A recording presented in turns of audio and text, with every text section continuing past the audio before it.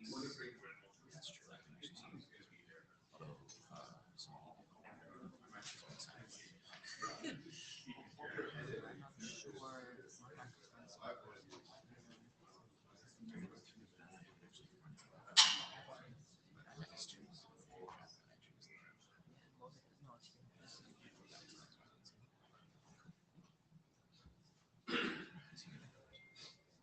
I think his students are supposed to present.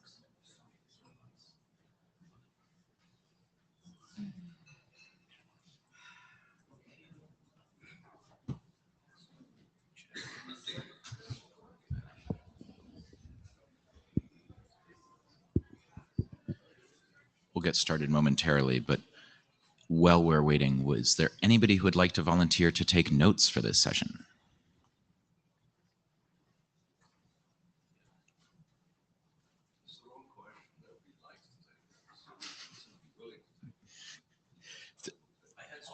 Thank you, Stuart. I heard Stuart speak and Martin Duke. All right. The two of you got this. Cool. Thank you, Stuart. Martin Duke.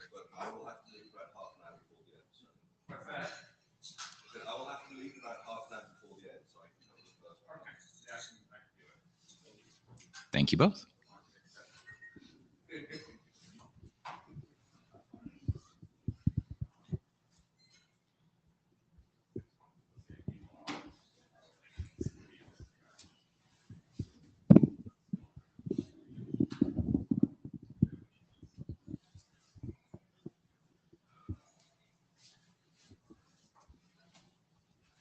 Okay, let's get started. Welcome to the first session of IETF 124. You are in the room for CCWG. This session is being recorded. The tools have not changed meaningfully in a little bit, but it's always a good time to take a refresher, especially if you're seeing them for the first time. So if you're in the room, make sure that you scan the QR code that's there in the back or go to the agenda link on your phone or laptop and sign into the room. You will need this to join the queue. When you wish to speak, press the little hand button in either your on-site tool or on your laptop to join that queue. And if you're remote, you'll press the hand button. Once it's your turn to speak, you can send video or audio with the camera and microphone icons respectively. And if you're in the room, make sure that you speak into the microphone so that everybody who's remote can hear you.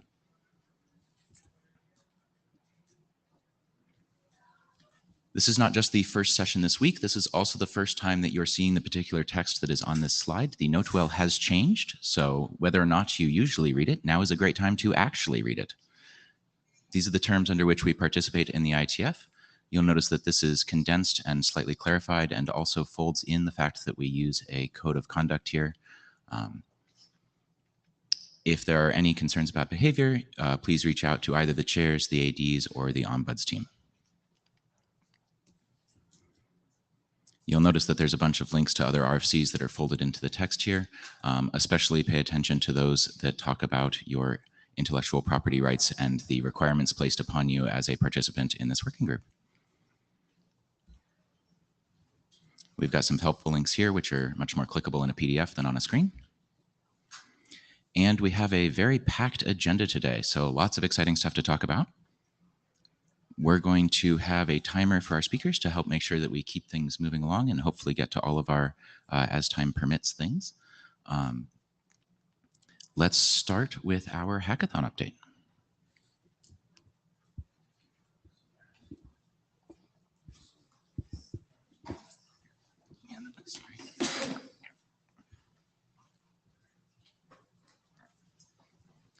We've got a spot to stand over in front of the microphone and a clicker right here, which will work in a minute. Should work. Good morning, everyone. I'm Vishal Kamath, and my friends here, along with 7 remote participants, participated in the hackathon over on Saturday and Sunday. And we were involved with testing congestion control as well as queue management mechanisms. We're a team of students from NITK. And yeah, of the objectives that we set out to accomplish during the hackathon, we completed 2 of them. One is partially completed, and the other one is going on in the process. So with our first objective, our goal was to primarily compare the FQ Codal queue management algorithm, which is RFC 8290, along with the FQPy, which is a current active internet draft in TSVWG. Now, we've carried out similar experience in the past IETF hackathons as well. The new iteration that we carried out in this hackathon was to test on a live test bed, which you can see in the diagram, where we used the access point QQIW235. Basically, what we were doing is connected it to the IETF network and connected it to a remote buffer bloat server. What we were doing is we were running one of the buffer bloat tests specified on in Flint called the ROUL test. And based on that, we were able to come up with the following measurements. We plotted, for example, throughput, CDF plots of throughput as well as latency. And we were seeing, FQ versus FQPy comparison, in which FQPy was performing on par or better in certain scenarios. For example, with the RUL test, we carried out other tests, for example, multiple TCP streams as well. So there are some other experiments connected. We can maybe discuss that at a later time.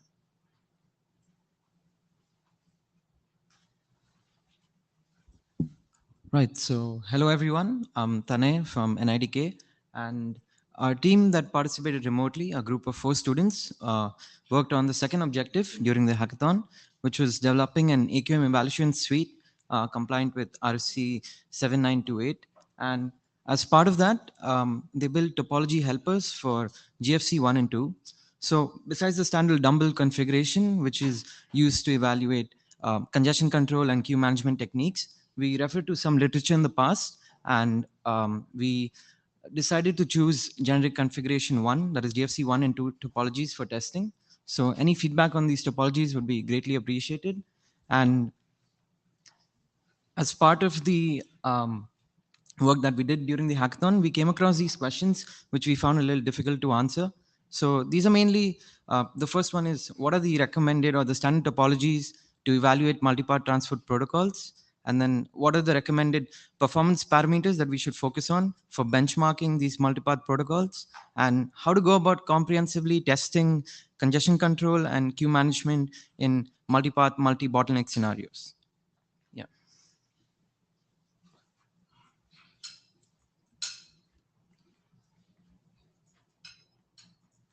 Right.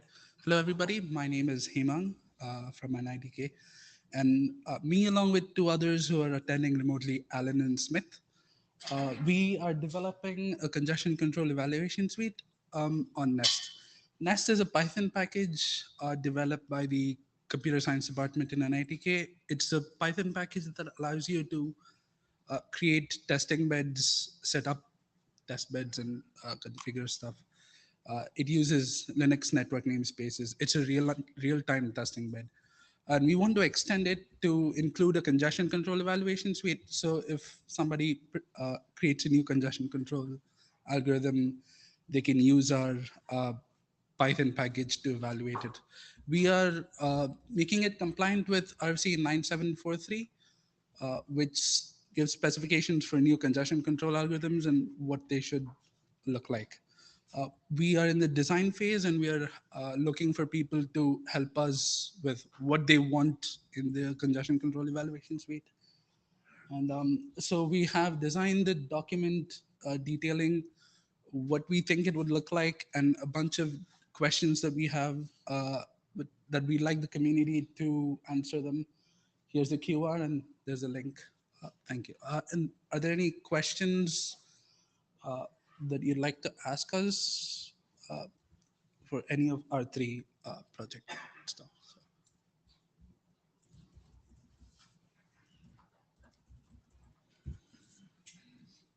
Alessandro Ghedini, Cloudflare.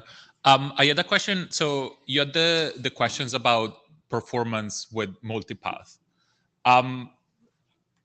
It's kind of hard to answer the question, I think, unless you are defining how multipath is used. Like, for example, is this like is the like sort of the application using multipath to combine multiple paths to increase bandwidth? Is it using it for sort of like if a path breaks, then it can fall back to a different path. And I think how you measure things changes depending on how you're actually using multipath. So are there specific things that you're, specific use cases that you want to measure? Or are you asking actually what are the use cases that we should measure? I think mainly in general, that what are the use cases we can measure, as there are a list of multipath algorithms under that class. So what can we focus on mainly? Okay.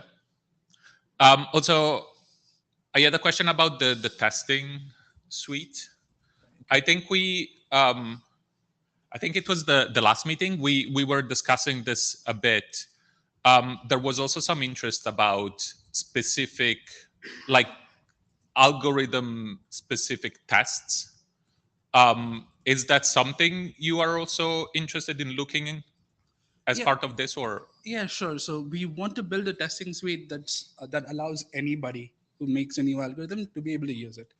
So we want feedback on what the testing suite should include. Right. Yeah, so like I was thinking more like, oh, I have maybe like tests that are specific to a specific congestion control algorithm rather than they apply to all of them. Right. And yeah, we would be interested in doing that as well. Yeah. Thank you.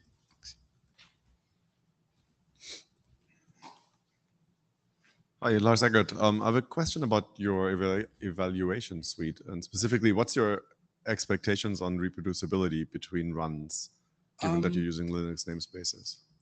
I guess it should be reproducible. I don't think I. Well, so, in NS3, right, you get the exact same packet sequence down to the timestamps. That seems unrealistic to achieve with Linux. So I wonder what was your expectation? How close to that ideal would you want to get? Well, it uses network namespaces, so it's not simulation, it's emulation. I know. And it's real time. I know. Right, so I think there would be some variance in the results that you get, but we would want a congestion control algorithm that works to be reproducible as well. So, right. So I guess the question is, given that there are going to be variabilities, there might be cases where the congestion control algorithm acts differently between runs because of those variabilities. Right. Do you consider this a problem? And it's an open question. I don't know what the answer is. I think we want to think about that because it should drive your design, right? If you're saying we're okay with that, right, then you go one way, and if you're saying no, we want to minimize that, you go another way.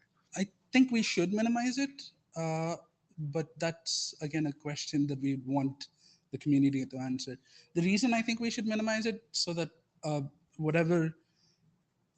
it should be invariant of, it should take into account all parameters and our congestion control algorithm. So if one parameter changes, it would give you a different result, right? We'd want our suite to include everything and be able to configure everything.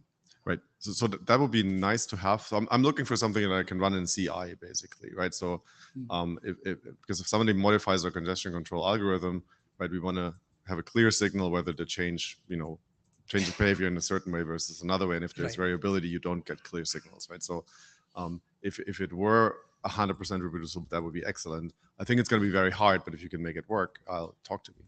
I'll be very happy. Right. Thank you.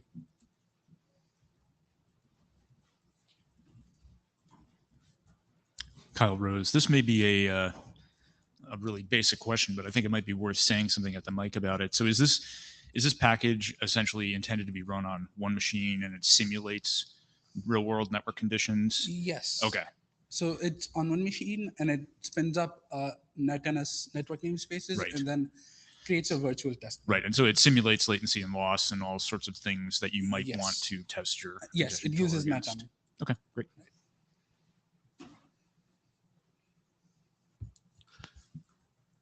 So sorry, I positioned myself at the end of the queue. Gori Fairhurst. I was going to ask a question about how you deal with the variability and the outliers, because they're actually quite important when you do this sort of analysis.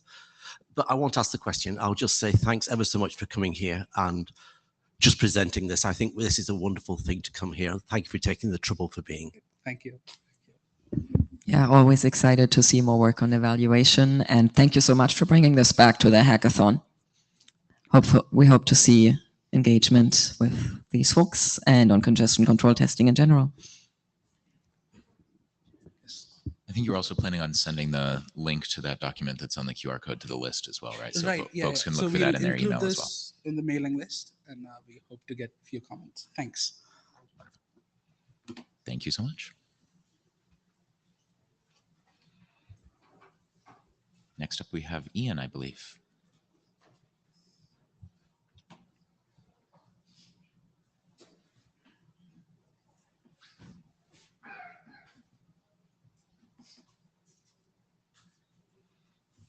Thank you. Thank you, everyone. Yeah, so we have a number of updates on BBR. I am happy that we are clearly making progress. Many of the changes were not that enormous, but a number of changes were landed, and we can kind of go through them quickly. There's still 6 open issues. We'll go through them later, and some pull requests. Most of them are fairly straightforward, but towards the end, we'll highlight the one that we think we still want data on, and either the authors or other people, it would be helpful if you could provide that data.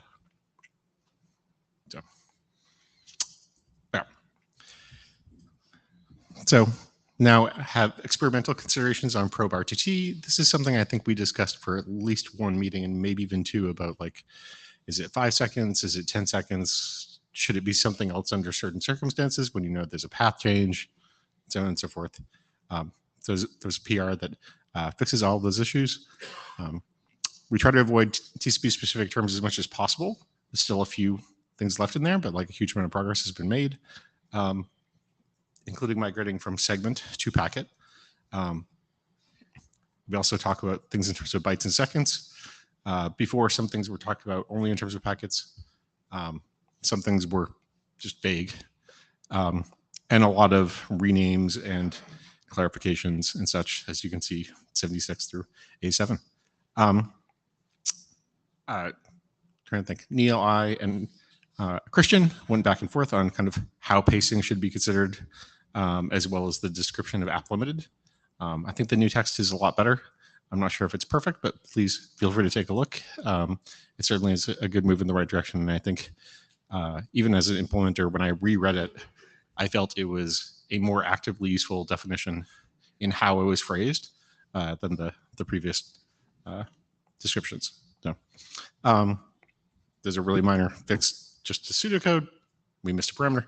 Yeah. So this is probably the most substantive open issue in that is the only case when we are, I think we're really seriously considered a design change of note.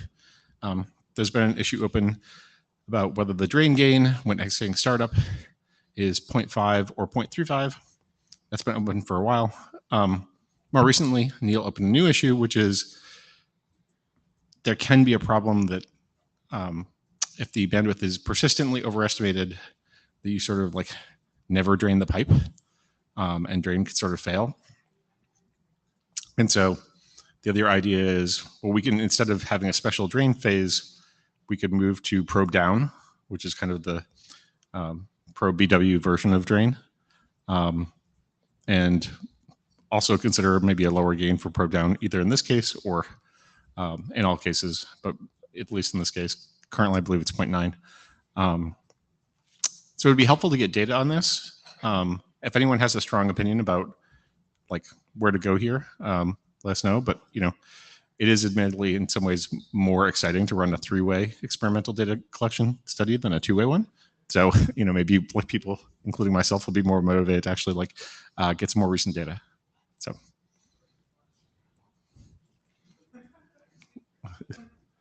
Okay, test cases. We have not made any progress on this. I think this is an area we would absolutely love help. I think in the last IETF, there was a lot of interest in some amount of test cases. I think the authors have ideas of test cases maybe that are worth kind of describing. I think, and unless Joseph or Neil wants to correct me, I think we're still a little stuck on how on earth we should describe them. We certainly could describe them in text, just in broad terms, but that's not really a test case. That's just you should think about this, because if you get this wrong, your deployment's not going to be very performant. So maybe that's like a gotcha, but I don't think that's a test case. So like, how do we translate like, don't do this wrong, it'll hurt, into something that's like more reproducible?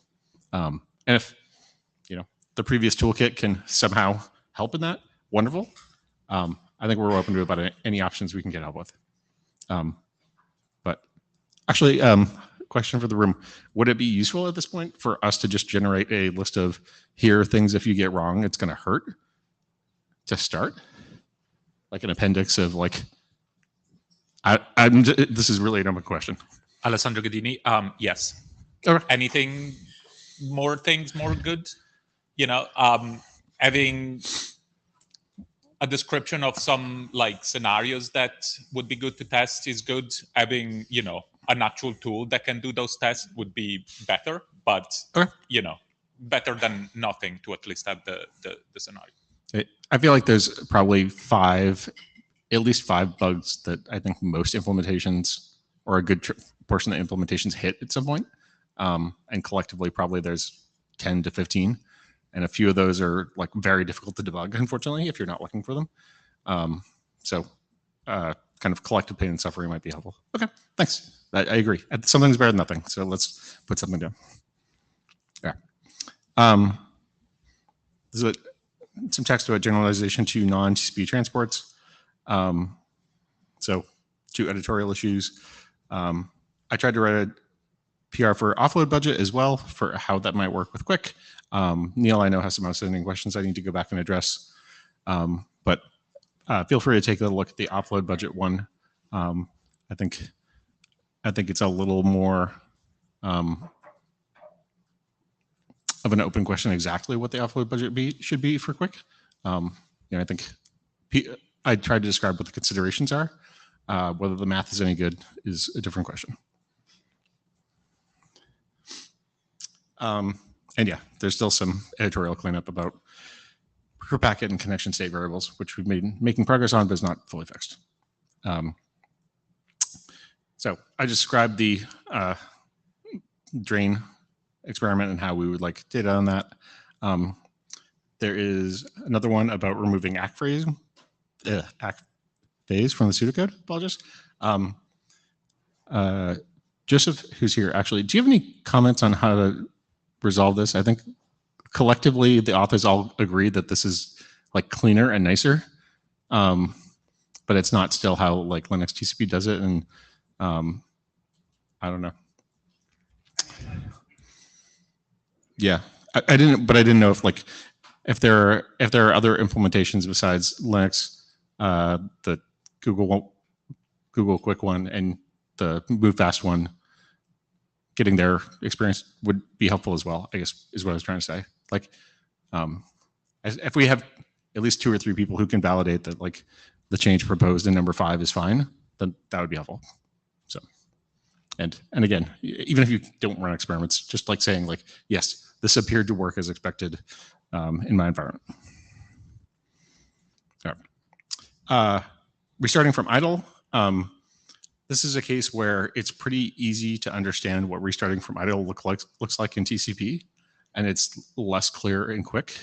In particular, in TCP, if send next equals send UNA, I basically like there's literally nothing hackable in the pipe, like nothing could be acknowledged, then you must be idle, like by definition. There's nothing that can be acknowledged.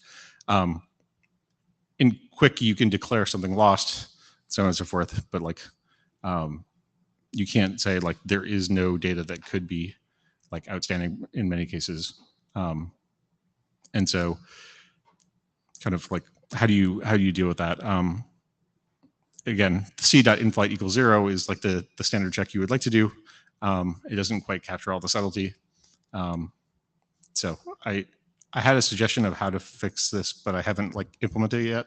But if people have like thoughts on this, you know, feel free to comment on the issue. Yeah, and that's about it. Again, I think our goal is to make as much progress as possible. I think at some point, Neil was like, hey, if we each write a PR like every week, we'll get like all the open issues closed like before IETF. We did not succeed in that, but we did get the issue list down quite a bit. And Martin Seaman actually filed, I think, like 13 issues right before last IETF or something, and we burned through almost all of them. And a number of them also spawned adjacent text changes that were like, well, while I'm here, I should make this make more sense because it doesn't make any sense. So thanks everyone for their contributions. Any questions?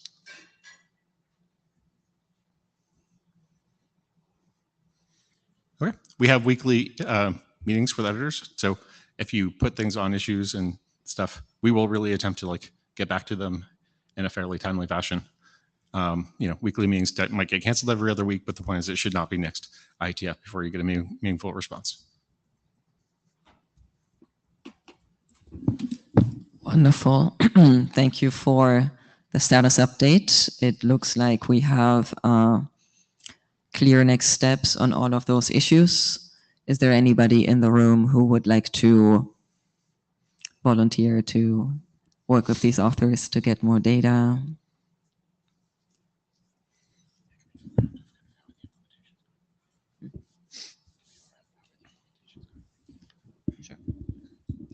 I know in some of the previous meetings, we'd had a quick check-in on kind of how the different implementations were going and who's got one and what stage is it in.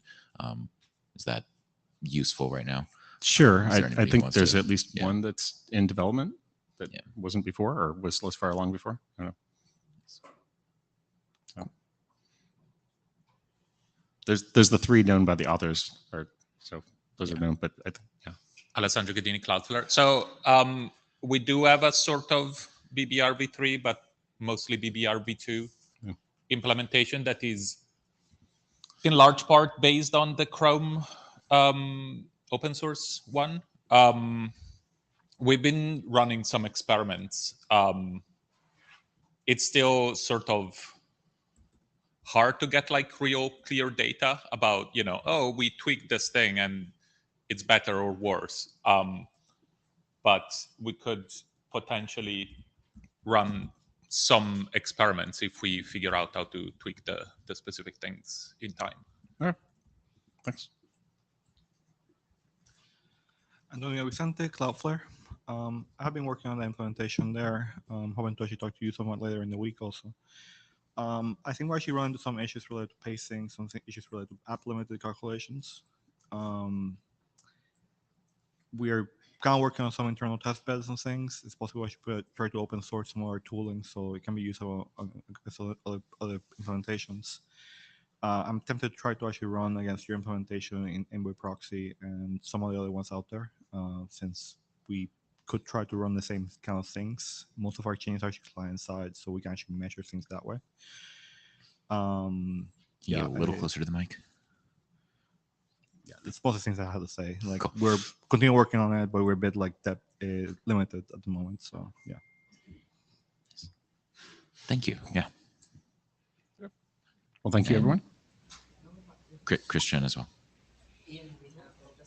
Yeah, I just wanted to mention that I do have an implementation of BBR in the Pico Quick implementation of Quick. I don't know if you counted it. Thank you, Christian. I thought you did, but I appreciate you saying it at the mic because I was not 100% sure as to what the status was. So Yeah. No, it's being used. It's being used. It's the default use actually.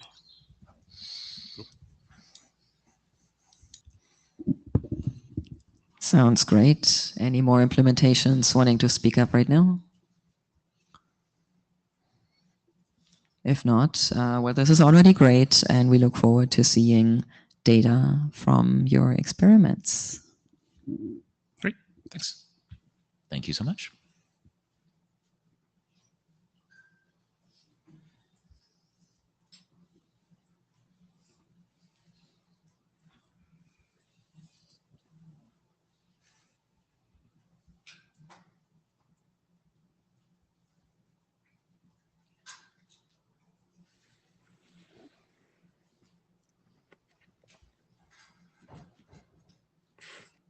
Okay, next we have our colleagues at MBOND asking for input from our working group. Yep. Hi, everyone. I'm Max, and I'm presenting on behalf of Kyle and Jake as well. So to give some context, CBAC has been a working group item at MBOND for around 5 years now. And it originally started with Jake Holland, but he got unfortunately it died for a while, right? So it became idle and stale, but Kyle and I decided to pick it back up around a few months ago, right? Basically at last IETF. And it's part of a larger cluster of 3 drafts. So it's DORMS, AMBI, and CBAC. And the goal is basically to enhance multicast capabilities on the open internet, with DORMS being the cornerstone and allowing the use of reverse DNS basically to retrieve metadata for multicast channels and multicast streams. So what you can do is you use the IP of your multicast group or the source rather, and use that to get metadata. For example, and this is where CBAC comes in, rate information about the multicast stream. So for example, multicast sender could say, okay, because with a lot of the use cases for multicast, for example, TV and so on, and live streaming, you know the bit rate or the rate of the multicast stream in advance. So you can say, okay, this multicast stream will have X amount of bit rate for the entire duration of its lifetime. And the idea was that nodes, right, so middle boxes could retrieve this data and use it to make decisions about whether or not they should allow these multicast channels to be joined or not. So that's just to give you a rough idea of where this comes from. And so CBAC is short for Circuit Breaker Assisted Congestion Control, and it defines or describes a network circuit breaker according to RFC 8084. Question mark, there's a question mark there now because there are some issues we encountered now with the mappings that are provided, or with the mappings to RFC 8084. So, right, why is this not? Okay, for me, the slides don't seem to change. Okay, there we go. Maybe slightly delayed. Okay, so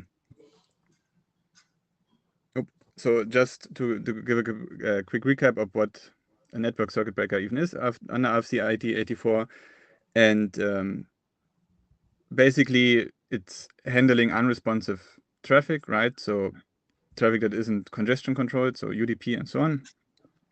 And if there is persistent excessive connection, then it should terminate flows to get rid of that connection, of that congestion. And there are some core components, so it acts like a circuit breaker you would see in electrical systems, right? Where if you have a power surge, the circuit breaker would trip and would make sure you protect the system by getting rid of the flow. And it has some components, including ingress meters, egress meters, which basically are 2 points in your network where you measure the traffic, and based on these measurements, you determine if there is congestion between those 2 points. The measurement function is exactly this, is we're doing this, and then you have a trigger function that basically says, okay, when do I trigger this circuit breaker? And then you have a reaction which says, okay, what do I actually do when the circuit breaker triggers? So with CBAC, there are some issues, right? Because we don't actually, in the current state, the document is in, there isn't any active measurements, right? There is no ingress meter. The ingress meter is basically the metadata provided by DORMS. So this mapping doesn't quite fit, probably. Also, unlike the specification in the RFC, the ingress and egress meter are probably co-located, right? So they are on the same middle box and not at 2 different middle boxes across the network. And also, where you usually would see with a circuit breaker the reaction applied to the ingress, because that's where the traffic comes from. Here you would apply it to the egress, because this is where you would basically prune the multicast channels and basically remove them from PIM or whatever you use there. So this is the issues we see. And our plan is basically to change the approach that CBEC takes here, in that we, instead of what happens now is, right, you constantly check if just from the metadata if there is congestion or the circuit breaker should trip. So you rely on the metadata provided by DORMs, but to us it makes more sense to take that as a precautionary measure. So be proactive and see, okay, if I would join this multicast channel now, would I be over congested or be over capacity and create congestion, right? So never actually even join this channel and never propagate the PIM join, for example, right? Or beer or whatever you would use there. And the other thing is that we actually want to measure congestion, right? So respond to actual congestion by measuring, again, ingress and egress, and then trimming the multicast channels. And the third thing we want to do is that currently the reaction logic is quite complicated in our opinion, and we would like to also simplify that somewhat and maybe move parts of the current logic to other drafts or to other parts of DOMs. So this is a quick overview of CBEC, and the questions we now have and why we came to CCWG are: does it make sense to stick with the mapping to RFC 8084 at all? Should we just move away from that? And if we should stick to the mapping, does it make sense to maybe take a look at 8084 and see if there could be an update to it to allow for more flexible or different circuit breakers that might not have been envisioned when the original draft came about? Yes, and Kyle is there. Hi, Kyle Rose. So one of the difficulties, Max and I had a long conversation about this last week. One of the difficulties that we have with circuit breakers and congestion is that there's a difference in how TCP congestion controllers deal with congested links versus how circuit breakers do, right? Circuit breakers are all or nothing, right? You prune a stream and then hope that, you prune a stream and then hope that clients will either come back to some other stream that is already being delivered, or they just go away. With TCP, the goal at least is when there's a congested link, that all of the TCP streams will reduce their send rate and achieve some sort of equilibrium that that is somewhat fair, right? That's not how circuit breakers work. And the problem is that if you just look at link utilization, like let's say you're on your home network, you have a cable, you have a cable access network, a modem. The link may look congested if you're doing a software download, right? But you don't want your IPTV to stop tuning channels just because the link looks congested, right? You want that software download to slow down so that you can watch your TV, right? And so it's a little bit more complicated than just looking at utilization. And so I think I think we need to have I would like to have a kind of deeper discussion with folks who have strong opinions or a better understanding of how circuit breakers should be used in real world scenarios, and then whether it makes sense to apply that model to what we're proposing here. Does that make sense?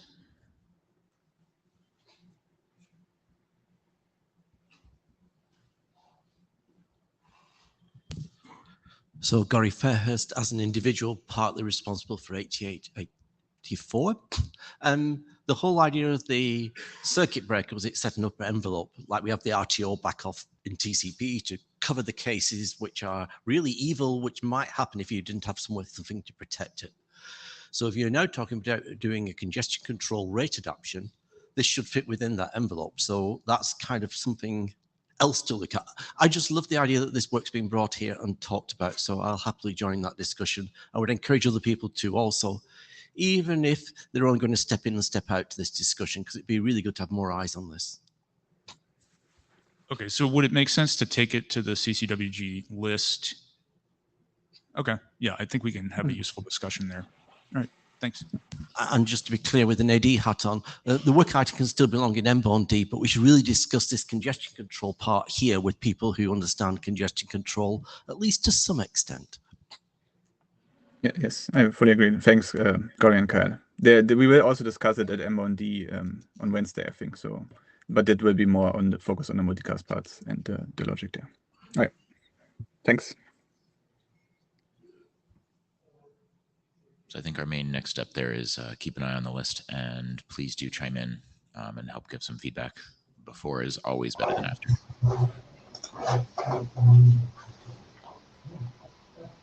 Okay. Do you hear me, or do you blast the loudspeakers this time? Or still a little bit loud, but definitely better. It's a bit loud. I'm gonna try to reduce my the level a little bit. Is this better? Yes, thank you. Oh, okay, great. And this is a presentation of the Scream version 2 draft, and it was presented this last time in, was it IETF 119, and it was discussed it should be adopted as a working group. Draft already done, and it's besides me, it's Magnus and Media working on this draft. And we can take it now. Like this. And the basic function with Scream is that you, instead of having a congestion window, it's a window-based congestion control, like the acronym hence. And instead of using it as a congestion window, you actually put a hard limit on the bytes on flight. You call it a reference window. And this means that the number of bytes on flight is when you are in a steady state in a congested situation, your number of bytes on flight varies around this reference window. It can be higher than the reference window, and there is an upper limit hardwired to 5 windows in this case, in this current draft that is presented now. And also that the reference window that you call is you have a continuous increase of the reference window with 1 packet per RTT, and this mimics TCP prog quite a lot. You have a continuous, even if you're congested, you actually increase your congestion window, but you balance it up with a LFRS marking to get a steady state performance. And this means that currently it cooperates relatively well with TCP prog, which has infinite buffers to transmit.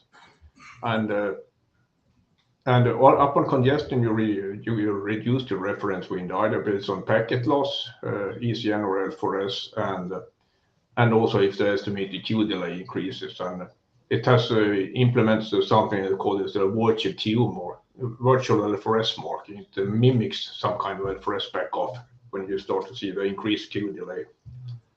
And the packet pacing is 150% on the target bitrate, and that means that is set like this to avoid that you can pace out larger frames than the nominal in case they occur. And that is what the network and congestion and transmission controller works about. And for the media rate control, you need to maintain just enough data to be able to fill the available capacity. And this means that you should target the bitrate of that 8 times the reference window divided by the smoothest round trip time. But the challenging part here has always been that the media coders can have slow rate control loops. And it depends on what kind of video coder, for instance, that you are using. It can take up to a couple of 100 milliseconds before you stabilize the new target bitrate. And also another thing is that the large iframes, they complicate congestion control a bit. And in order to get good performance, it's always recommended to use the gradual decoder refresh in your video coder settings to get a reasonably stable video bitrate, video output bitrate. It doesn't need to be ruler flat, but it can vary around like plus minus 20-30% without any issues. And sometimes the media bitrate can be larger than target bitrate, or different, or smaller. So you need to address that and to have some correction for it. And also another property here is that if you have a sender queue, in some cases, if, for instance, the throughput drops rapidly for some reason, it's actually better to throw away the sender queue complete and start off over with the new IDR frames. So these are parts of the Scream algorithm. And there is an older presentation from IETF done on the 19 if you want to see more. The algorithm hasn't changed very much since. We can take the next slide here. And the progress since IETF 119 is the main part is that today the draft is main is a transport protocol agnostic. Earlier it was centered around the RTP or RTP and RTCP. But now it can be general enough to be implemented, for instance, in Quick, if you like. And there's always a major cleanup and a simplification of the algorithm details. And there's a discussion of large reference window overhead on sluggish video encoders in the draft 05 version. And also some issues with clock drift and clock skipping. That is because this algorithm for the delay-based congestion control is a bit sensitive to clock drift because you have sender and receiver timestamp that you need to handle. The most burning issue if you have the receiver clock that is faster than the sender clock. And what has to also be that this virtual L4S marking based on the delay has been modified a bit, and also some additional things like slow down the reference window growth when you're close to the known max value. It's a bit similar to how TCP cubic actually acts, but not really the cubic function in this case.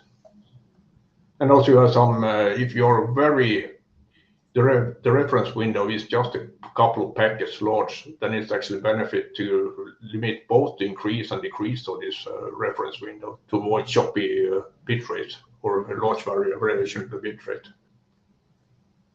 An additional one is this fast attack slow decay filter for the L4S function.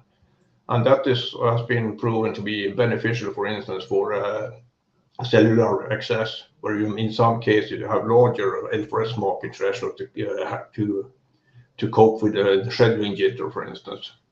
So that makes things more stable.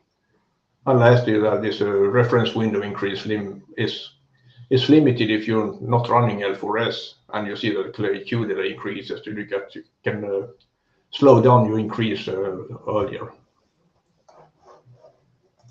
So, and there are some missing things in the draft and about potential additional improvements, and one is to describe better these remedies to clock drift and the clock skipping. That should be documented better. And then you have one that's called adaptive reference window overhead. And that means that if you are congested, you actually restrict your reference, the margin flight more. And there is an upcoming 06 version that will be submitted any day soon, and that actually has this algorithm described. It's relative, it looks at the RTT variance and adaptively adjusts this how the margin flight should be limited. And then we have a WebRTC implementation that was tested at the hackathon this weekend. I haven't seen results from that test yet, but did some experiments on my own actually between two Linux laptops. And what differs against the Scream specification is that there is no window limitation in the current implementation in WebRTC, and it's a question if that will be implemented or not. And also the packet pacing is quite relaxed. It doesn't. It essentially bursts out the video frames, and that has some. The performance is quite good, but it differs from how the Scream algorithm works. So, and we have some logs. So it's an example on the Chrome Canary, this 7498.2 version, and it's a simple 2 megabit per second emulated bottleneck with a 25 millisecond RTC, and in this case I run for like almost 50 seconds, and after 30 seconds I turn off the FG code delay QM. Before that it's just a buffer bloating link. So you can get almost infinite RTTs if you're not doing congestion control at all. So you can see that the delay-based congestion control runs until 30 seconds. After that, you have to apply a get decoder with a 5 millisecond C threshold, and you see that the RTT goes down pretty much, and it gets much more stable. And you can say that unless it's clear that the delay-based algorithm always work in the background, even though you are running L4S, and also packet loss-based congestion control runs in parallel. And you can see here that L4S improves stability quite a lot in already this simple case. And also looking in the statistic, you can see that the frame rate is much more stable actually when you turn on L4S. So it has this benefit as well. And one caveat is that you see that the bitrate goes down to 1.5 megabit per second, and that's because of the transmission is a bit bursty. So that is a potential improvement that can be done, get good performance. And lastly, the question is this ripe enough for being a working group item? And I would say that the algorithm is quite well tried out, and it has been actually in our product development of L4S, it has actually been used quite a lot. And we have a remote control card emos that has been running. One is one Mobile World Congress a couple of years back.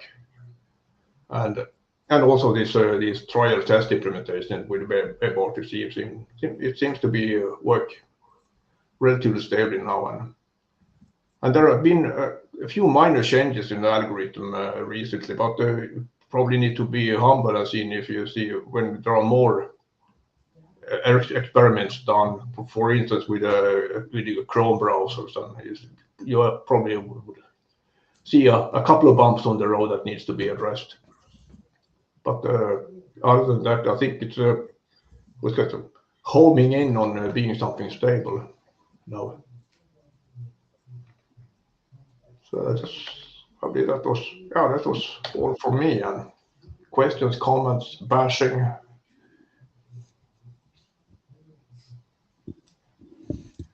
Thank you for bringing this back, Ingemar.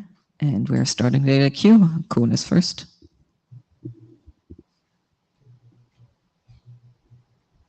Hi, Koen Schepper.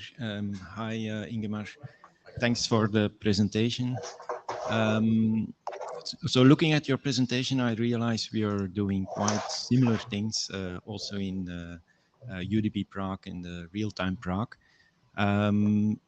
Maybe a little bit different approach that with the UDP Prague, we have a Prague congestion control, and it's purely doing, let's say, marking-based congestion control and loss-based.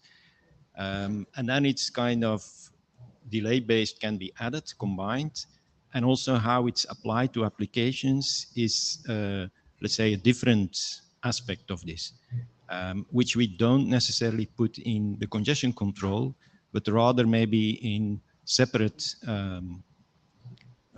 descriptions or drafts, I don't know. So question is,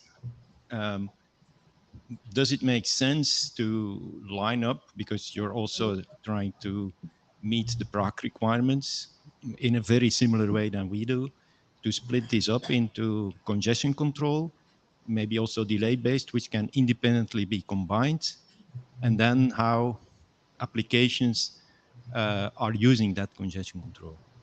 Because I assume it's also the idea to have Scream adopted as a congestion control, but it's more than a congestion control. So that may be a bigger question, whether every use in an application needs to be described in a draft, or that this can be separated.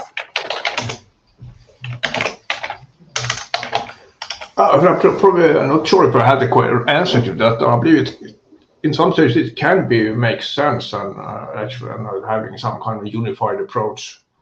And I believe as time has gone, it seems to be some kind of a layer split between the congestion control part and the media rate control part. It's probably would make sense. So from there, would be good to discuss it actually soon. Yeah. Okay. Thanks. So, All right, Neil. Yeah, I had two related questions. One was, can you remind me if the idea is that Scream would be used over the public internet or more limited environments?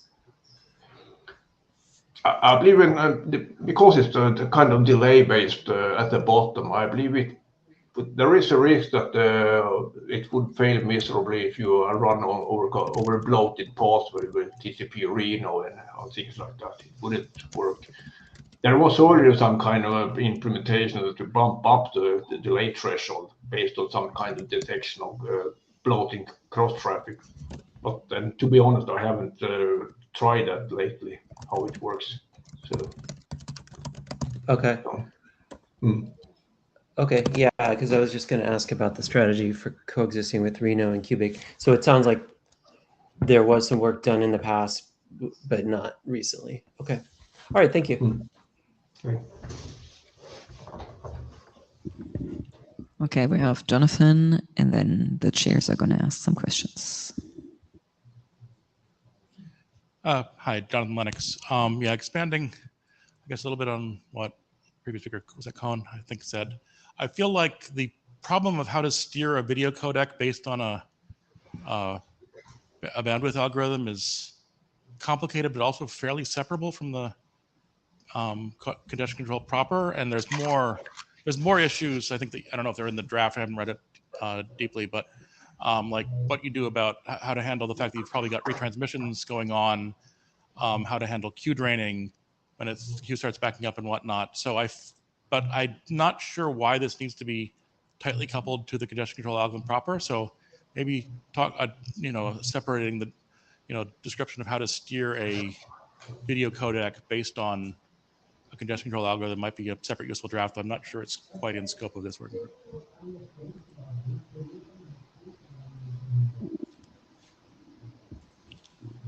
All right, thank you for that, Jonathan. All right, let's hear Mirja. Yeah, Mirja Kulevind, to answer this question directly. So this work came out of our MCAT, which was chartered and scoped in order to develop congestion control for video algorithms. That's why it's so tightly coupled, because we identified a need for that. And my understanding was when we chartered this working group that we actually wanted to give this group the ability to evolve these congestion controls. That's exactly what we're doing here. So maybe there is something where we can more generalize this and make other congestion controls more adaptable, but this one was specifically designed in order to have this ability. Thank you for that context, Mirja. So now we are curious how many of you have read a recent revision of this draft, and you can define recent as you want. And anybody who's not yet signed into the session via Data Tracker, here is your opportunity.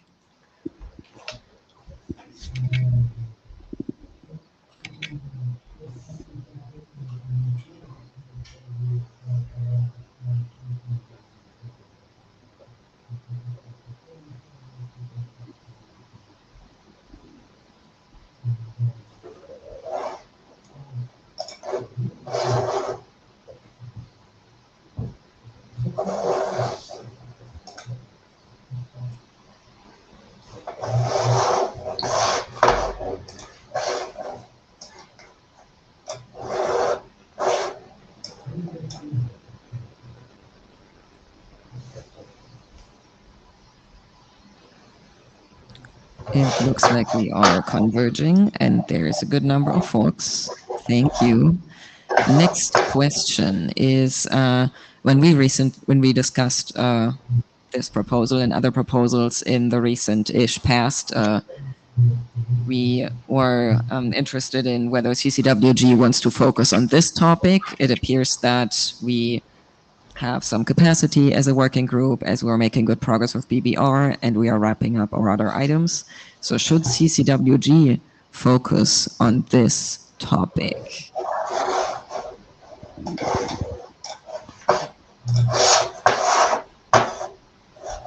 Ingmar, we're getting a bit of background noise. If you don't mind turning off your mic. I forgot my phone. This topic or this draft? I think we said this topic, at which point we would then talk about which draft we'd want to use. Ingmar, do you mind muting? Oh, sorry.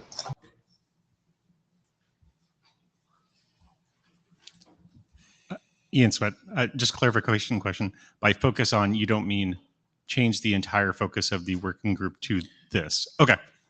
This should be in scope Add for to the our congestion. focus. Yes. Thank you. Just make Yes. sure. Okay. This is when we were first starting up, we had some concerns about working group capacity, especially around getting the earlier BIS out and all of that. And so as time has moved on and we've started to converge some of the other work, and we got 9743 out the door, et cetera, we think there's slightly more capacity, but that's part of why we're saying, do we think we have more capacity? Maybe a quick clarification question as well. This topic, what is that exactly? This topic, the topic? Media congestion control, proposals such as Scream V2, scoping, TBD. Congestion control for people who generate data at a variable or fixed rate, as opposed to can go fetch it from disk anytime they want to send something new. Christian, you're also in the queue. Oh, are we having a fire alarm? They did have a suspicious number of toasters in the hallway.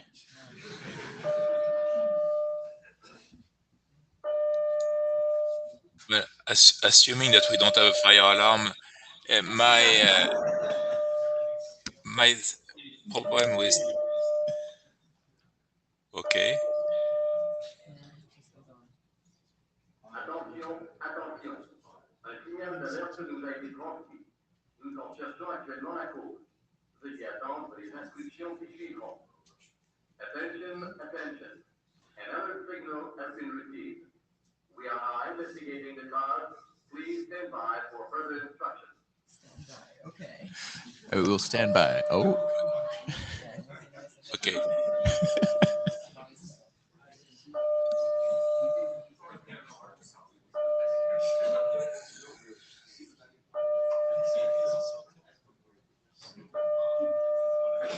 Oh, so that's a way of standing by that is really interesting. You have to speak between the pings, Christian. Okay, so my point with this topic is that there are two ways of doing this adaptation of videos. Someone is doing an echo there. It's weird. Attention. An alert signal has been received. We are now investigating the cause. Please stand by. Sorry, we have a spurious retransmission.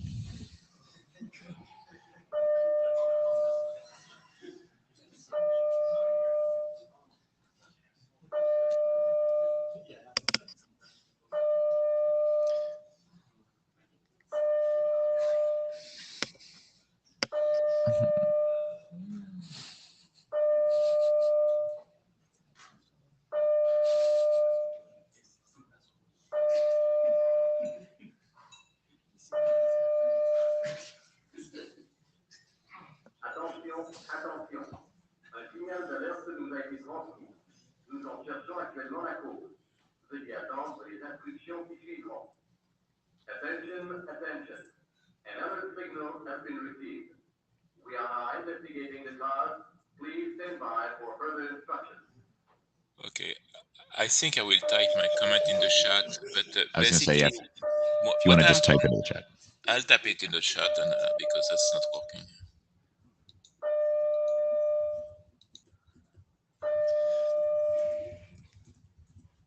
Thank you, Christian. Apologies.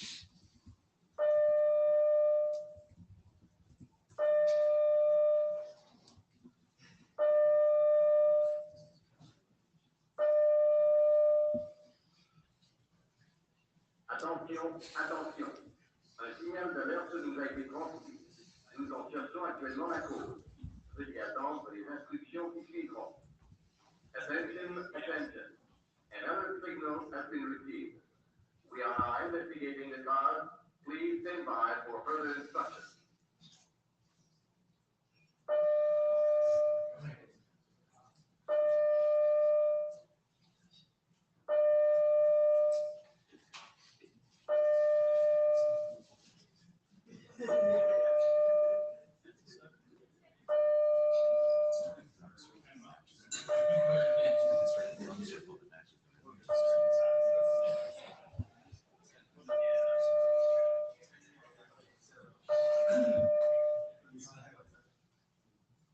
Attention, attention. Un signal d'alerte nous a été transmis. Nous en cherchons actuellement la cause. Veuillez attendre les instructions qui suivront. Attention, attention. Another signal has been received. We are now investigating the cause. Please stand by for further instructions. It won't surprise you to understand that the Secretariat are looking at it and be back soon. Thank you.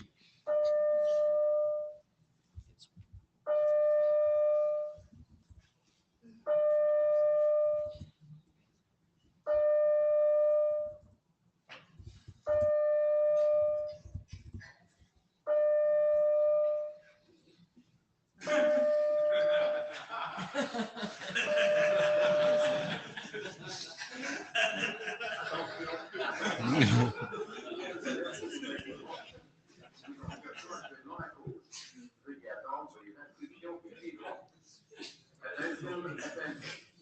Another signal has been received. We are now investigating the cause. Please stand by for further instructions. I have a quick question. Does anyone know if anyone's implemented this for media over quick? Not me, but I just, and also, has anyone been counting how many signals have been received? Because each one is an additional signal, and so.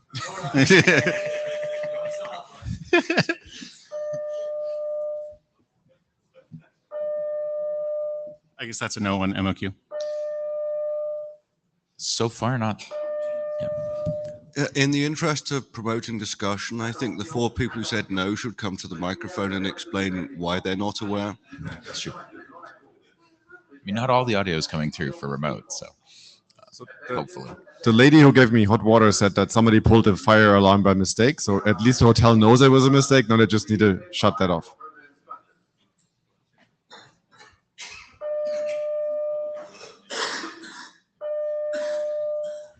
Okay. Thank you, Lars. So that means they're working on it. Cool.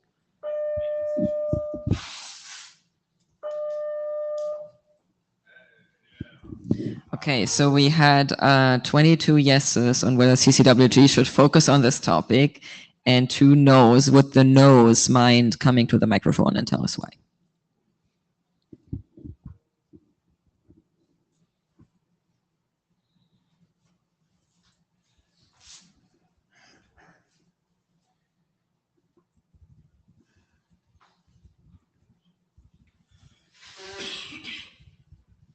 So I can't remember. Last decade, I can't remember if I voted yes or no. Seriously, my brain is fried. So I think it's actually worthwhile to talk about this here. Similar to Miri, I remember our MCAT, and we tried there, and we had the problem that we didn't really get a lot of an interest from the congestion community in this space. But it's been a number of years, and maybe we can try again. And specifically, since it seems to be an experimental kind of discussion, let's try again.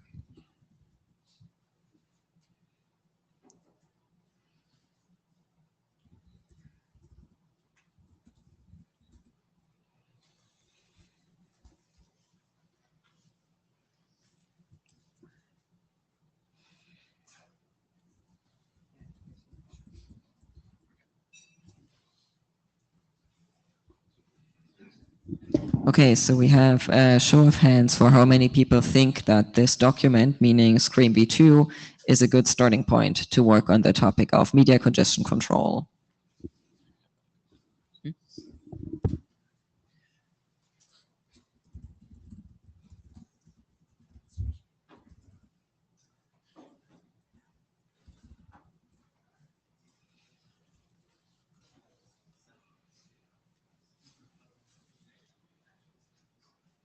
So I think as we've been looking at having more bandwidth as a group to be engaged in things, one of the things that we're hoping to do differently this time is make sure that we can get the right congestion control focus together with the right media focus.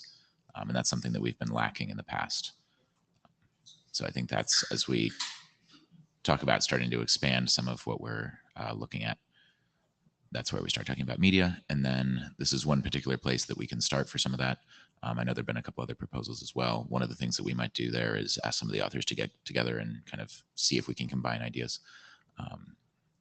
Looks like we currently have 16 yes, 1 no, and 20 no opinion for this, especially given agenda order and that some of the other proposals have been in other IETFs. We might ask folks to do a bit of an overview of that before we decide to adopt any particular document in this area. Our investigation revealed that no emergency situation exists. Thank you for your cooperation. It is now possible to return to your working area.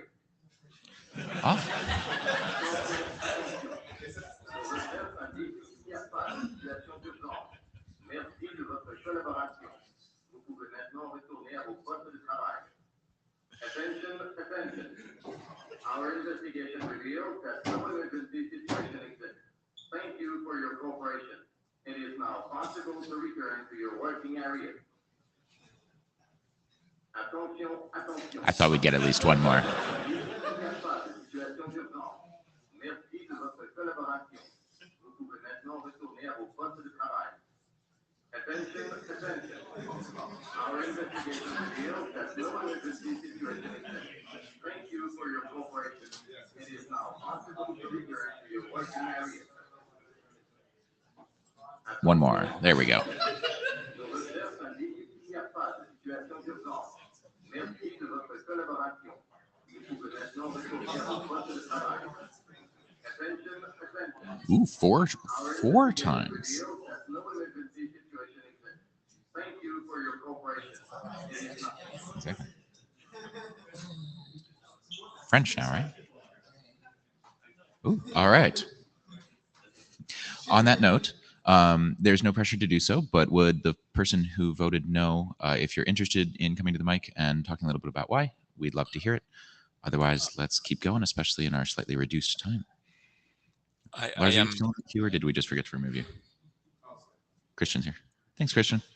Yeah, I am the one who voted no because I wanted to mention what it. First, I'd very much like to see this draft evolve in a two-layer thing, with one layer about the video adaptation problem and another layer about the control, because this should be independent. And if we deal with the media adaptation layer, it should be in draft by itself. It should not be tied to a particular way of doing increase of windows and things like that. That's one point. The second point is that in the media adaptation, there are really two schools of thought.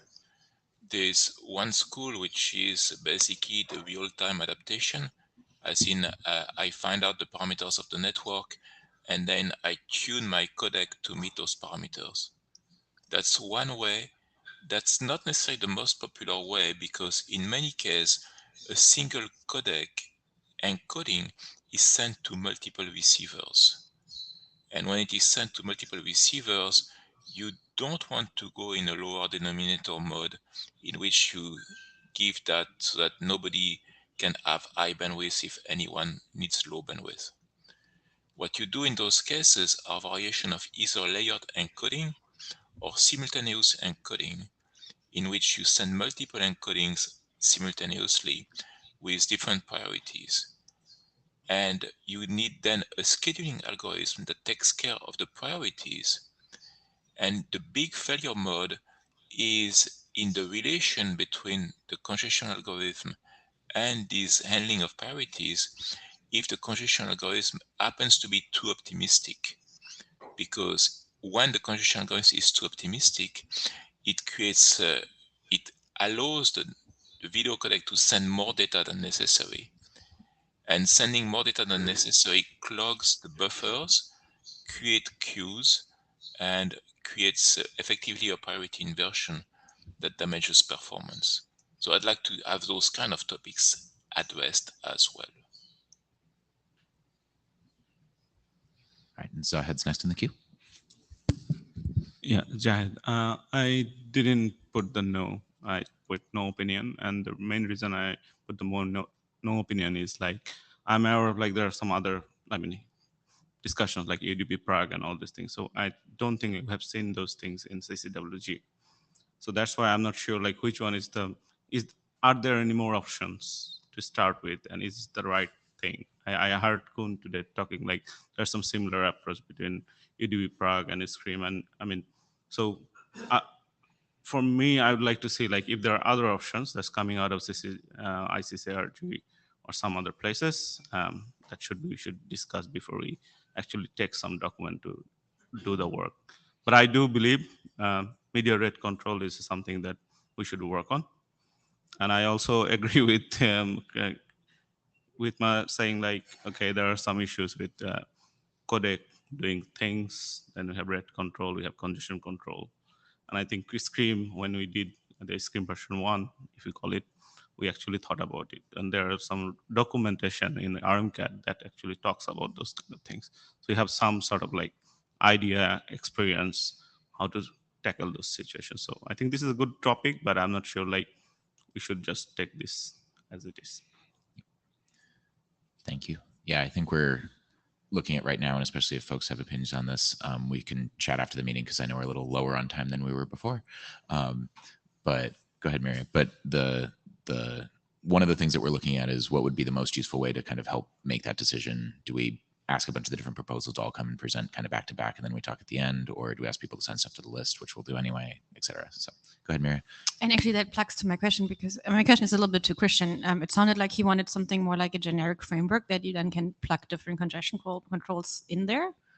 Or maybe I misunderstood, but like if he has something like this in his mind and we can fit Scream and others in there, I think that would be interesting to explore. Thank you. All right.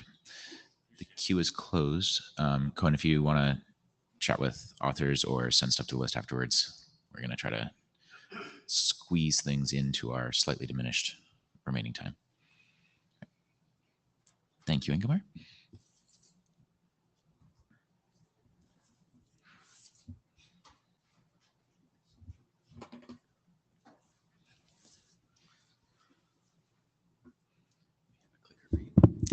And I'm sorry, we're going to have to give you 15 because we're kind of slow on time. Okay. Consider it a Monday morning high energy speed round. Okay. Hi, I'm Paul-Louis Agenot from Netflix. First, I would like to thank the chairs for allowing me to present our new internet draft. It describes network delivery time control, or NDTC, the rate control algorithm that we use for Netflix cloud gaming. So this work also involves my colleagues Gwenville Armitage and Scott Dennehy, and please note that there is an IPR disclosure for this contribution. So the context is rate adaptation for cloud gaming. So the game flows on a server, frames are encoded, packetized, and sent to the client in real time, and the client sends feedback messages containing reception information, acknowledgements, timings, and so the rate adaptation algorithm infers network condition and updates the encoder target frame size. So in this example, it's RTP with RTP packets with RTP feedback, but it could be another transport. This is out of the scope here. So the typical approach for real-time flows typically rely on the same techniques as classic congestion control strategies. You probe the capacity by slowly increasing encoder target bitrate, and then you back off on early condition signal because you want to keep it real time with low delay. So typically use something based on RTT, for instance, RTT increase, or of course, packet loss. It has issues for high bitrate, low latency cloud gaming. Like for instance, like early congestion signals from RTT are error prone. It's difficult to get right. Ramp up to the maximum bitrate is typically slow. And the encoder must stick to the target bitrate, which is particularly an issue in the context of cloud gaming with a lot of scene changes, menus, stuff like that. And of course, it induces delays or packet losses by design. And you have to correct those.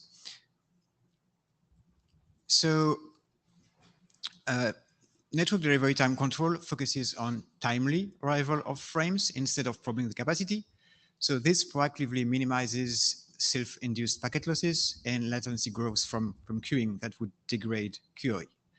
So the core heuristic is called FDAIS, frame dithering available capacity estimation. It leverages base frames as probe to estimate available capacity without sending more data. And so it adapts the target frame size. So the reception duration of frames is around a target reception duration, T received here. And to add compatibility with packet loss conditional signals and accurate ECN for L4S, a combined AIMD condition control process runs on the side. So this ensures, of course, frames arrive in time. It allows us to quickly ramp up to high bit rate. Of course, we pace frames as much as possible to minimize packet loss. And the main feature is also that it allows for encoder frame size variability thanks to the headroom that we have here. And if the frame is bigger, but frame can also be smaller, so it's really decoupled from the frame size.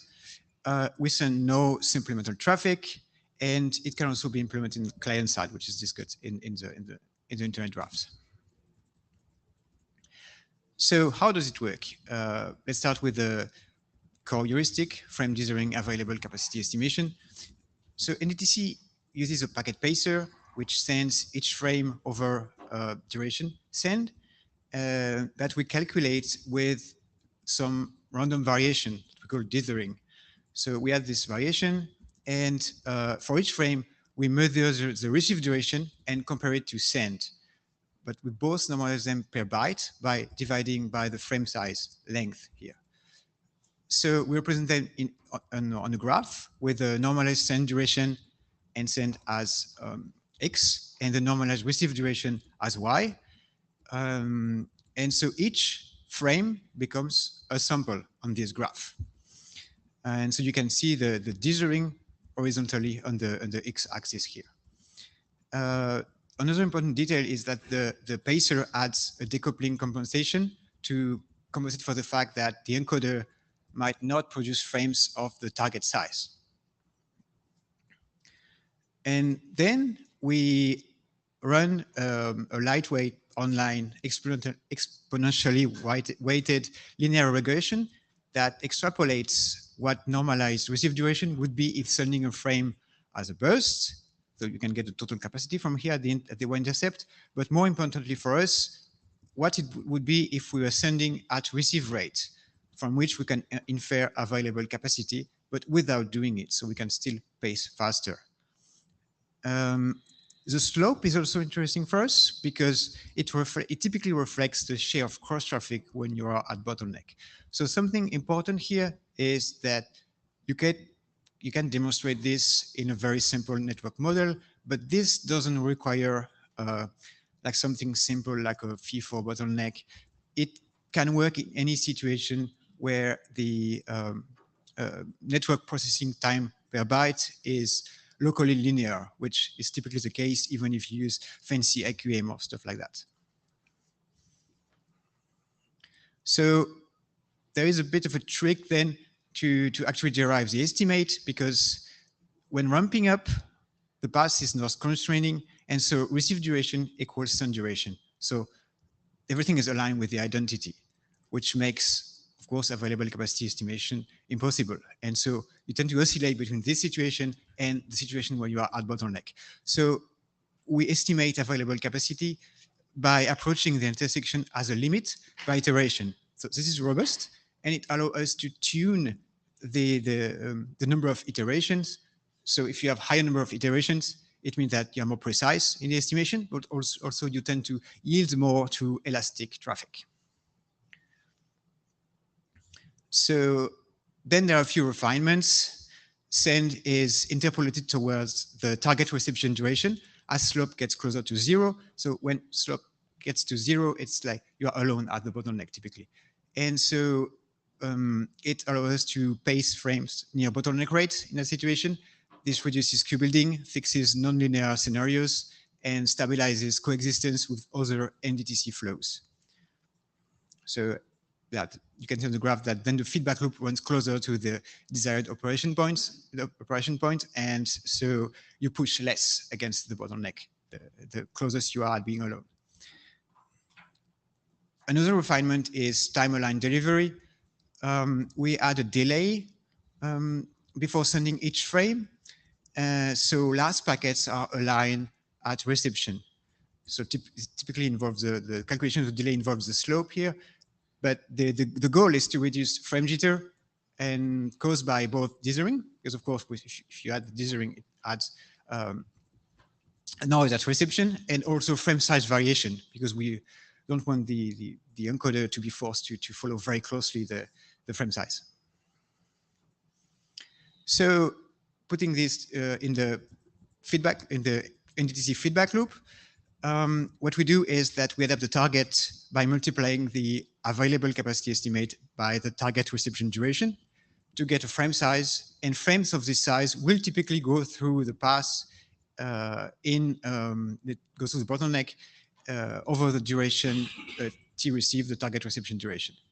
So of course, for the feedback loop to work, you need the target send duration, the average value around which you dither, to be smaller than the target reception duration.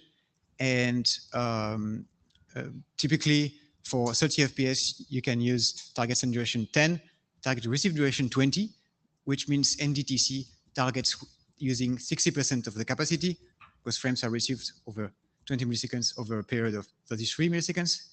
And so you can probe up to twice the current estimated capacity. So to add support for packet loss or ECN marks or like actual congestion signals, we run an AMD congestion controller on the side. So this might look a bit complicated, but if you look into it, the idea is just to run a PRAG-based AMD congestion control process to limit the actual pacing rate of the pacer using both the target frame size and the slope. So it caps both the target frame size and the slope. And so the idea is to, like, if the congestion control target frame size is lower than the FDACE target frame size, we limit the frame size. If it's above it, then we just control the slope to actually control the pacing rate. And so FDACE is constrained in the presence of congestion signals like packet loss or accurate ECN for L4S. And you get seamless transition between loss-based, L4S-based congestion and capacity estimation as the path evolved. So I'm going to show you some testbed results so you get an idea of the dynamics of the algorithm. So yeah, the first one is how it tracks the available capacity when it changes. And so as you can see on this graph, it like the testbed bottleneck rate changes, and FDACE tracks it quite closely, and ramp up is quite fast, but most importantly, it's decoupled from the actual frame size generated by the encoder. So it's like the light blue line at the bottom is the actual frame size, and as you can see, the available capacity and target bitrate are decoupled from this actual bitrate. Oh yeah, and I also showed GCC, that's the target frame size from GCC as comparison here, which is capacity seeking. And so if we look now for the same run at the frame receive duration and frame delay, so blue is always NDTC and Pion in red, Pion GCC in red. As you can see, NDTC keeps the frame receive duration low, around here a bit below the frame reception target, and it keeps the frame delay under control, whereas GCC, when probing, just like a slight overshoot of the capacity is going to create delay. So the main point of FDAIS is that it also tracks available capacity with cross traffic. So if you run in, like here, it's a 20 megabit per second bottleneck, and you run a 10 megabit per second UDP flow, and FDAIS measures the capacity correctly when it's reduced by cross traffic, just the same as when it's reduced, when the actual capacity is reduced. It can coexist with TCP cross traffic. So this graph shows the NDTC flow when it competes with different TCP flows, BBR and Nurino and paced Nurino, which follow or push to actually pace the SVOD traffic at Netflix.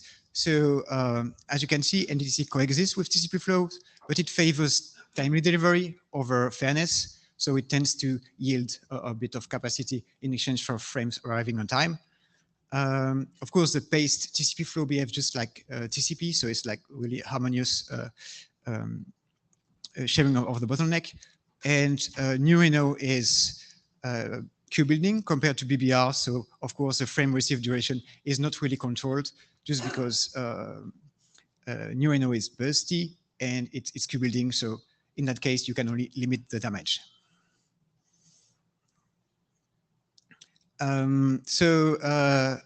The last example is when running with a policer.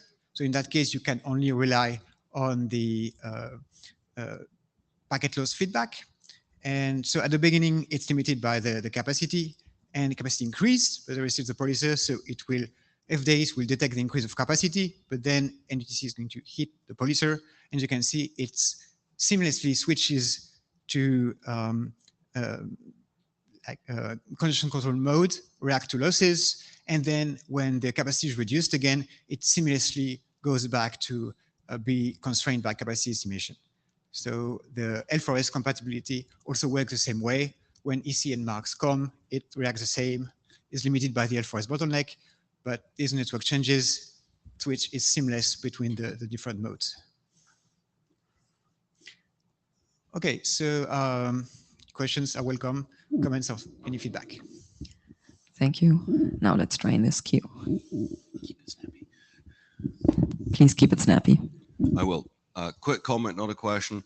When I saw this, it reminds me a lot of TCP paste chirping, which Bob Briscoe presented, I think, at the Linux NetDev conference in 2019. That's not a criticism. I thought that was a good idea. I think this is a good idea. I'm just mentioning that if you've not read that paper on TCP paste chirping, I suggest you take a look at that, because there might be lessons there. Thank you very much.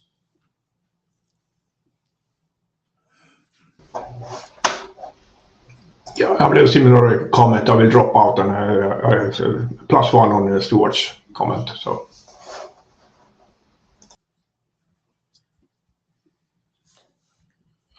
Jonathan Lennox. So how much? So you're using the actual received timestamps, I assume, the one you can get in RTCP from TCC.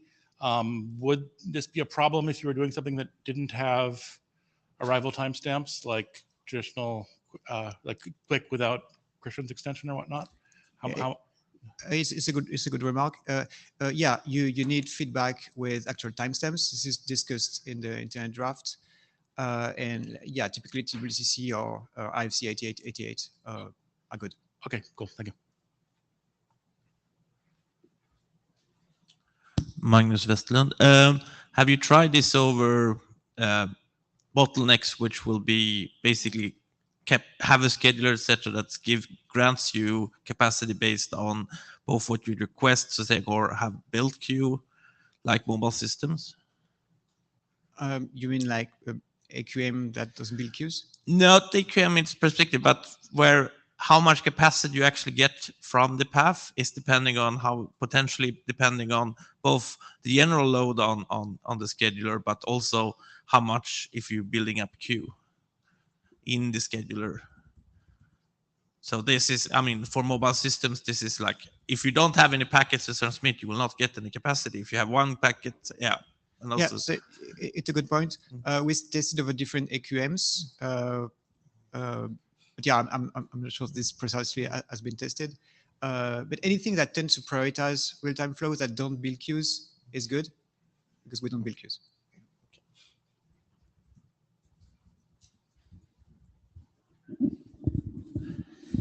Wonderful. Thank you for bringing this proposal Thank you. and for rolling with our schedule. We do have 2 more talks on the agenda. First one is search. So Mark, if you're here.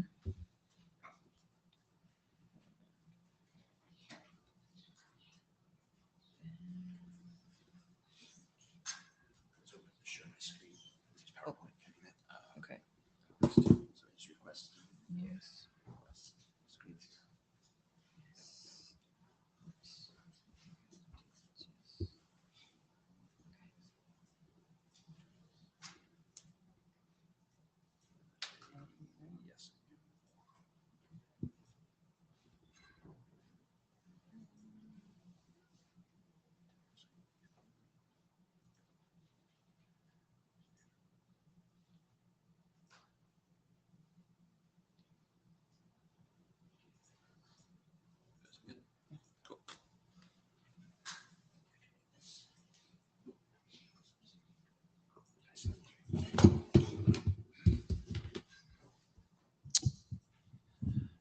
Hello, thanks. Appreciate the opportunity to give an update. I've talked a couple times on this search. So this is work with my Viasat team. This is Jay Chung and Feng Li and a few others there, and then my PhD student Miriam.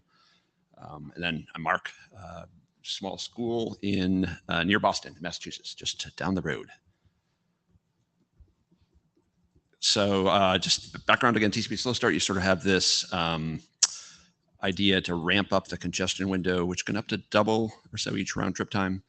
And then the idea is you're trying to quickly get to the capacity point. Traditional TCP, of course, surpasses that and you get loss. And after loss, you kind of readjust the SS thresh and change the congestion window and try and enter this post phase, which we call too late, sort of missed opportunity to pass capacity, but you have to deal with the packet loss at the time. With the idea being that if you can, you'd like to make it so that you can exit slow start at this point in the middle, this green box, which is after you reach capacity, but kind of before packet loss. And Linux default has high start in it, and that tries to determine when you might have reached the capacity point. Unfortunately, for wireless networks, it often exits too early. So it uses a delay-based signal and says, hey, I'm at the capacity point. And that then sort of looks like this, where it drops out of congestion, drops into congestion avoidance too early, and you have this sort of underutilization, particularly bad for high BDP networks. So that's sort of the context. And then the idea that we've been working on with search is the C in search is sort of choke point to see if we can exit slow start at this kind of sweet spot. So the again, the broadly idea of the search is you keep track of the bytes you've sent and the bytes that have been acknowledged as delivered on the server, and you can compare those. So for example, if you look at time T2, you got some acknowledged bytes. You say, hey, 1 RTT ago, how many did I send? And you can compare those two as a difference. And in this case, at time T2, there's no difference between the bytes sent 1 RTT ago and those delivered. And you can repeat that for each subsequent RTT. And there's no difference. Everything's being delivered. And then, of course, when you get here, you've had sort of 8A as a unit. And yet you've only had delivered 4A. So there's a difference there. And that difference is indication that you've reached capacity. And so you have some sort of threshold, and this is the basic idea. And if you surpass that, you exit. So I've reported here, we've worked hard to try and get the memory use down, because I guess in this is sort of per flow state, you have to keep it down. And you can, so if you keep track of the sent and delivered bytes as a window, you can reduce the number of bits you use on those. So this is just really brief. So rather than using the full data, since you only need the relative difference, you don't need the absolute byte sent, you can reduce the bits. And so we've done some work on this. And roughly this graph here, x-axis, shows you the bit use. And you can get the bit use way down without any kind of error for most of the tests we've done. So it's scalable. So you can scale the bits to fit. And this is sort of a broad look at the the bins or the granularity of the sent and delivered bytes you're using, and you can scale that to fit. So back to the problem at hand then. So again, if you're using TCP/QPRO without high start, this is a trace, again, Viasat, a geosatellite network, where it takes a while. These seconds, right? These RTTs are huge, so seconds up to hit capacity in this link at about 12 seconds or so, and then traditional TCP would keep going, and you get loss, and it takes a while to get that queue down. In fact, these are the accompanying RTTs that go with that graph. So the RTTs, again, about 600 milliseconds at a minimum. They go up and down and up and down. See all that oscillation you can see up to 12 is before congestion. You have a lot of RTT oscillation. And once you hit the capacity, the RTTs go up to like 3 seconds, even higher sometimes, and then you get lost and just a trouble recovering. So the delay-based approaches, again, I mentioned high start plus, they look at RTT as a signal. And so that RTT signal is really noisy, all before congestion. These aren't delay-based signals of congestion. They're just at compression on the backlink and some other artifacts. And so that horizontal line in this graph shows you when high start would exit here. And it enters congestion avoidance. The throughput's really low for a long time, so really underutilized. So that's the problem. And high start plus tries to help with that. We've talked about that last time a bit, and I have a bit more on that today. So anyways, hard for high BDP networks. Delivered bytes approaches like BBR and search. So BBR is interesting because it does something like search. It increases the rate, doubles it each time until the rate no longer increases. Then it exits its startup phase. It has some challenges in that as you hit capacity, the RTT rounds get longer and longer as the queue is filled. So even over this network, it tends to just saturate the queue and go beyond it. So that's the graph here on the left. On the right, this is a graph of that difference graph I was talking about with search.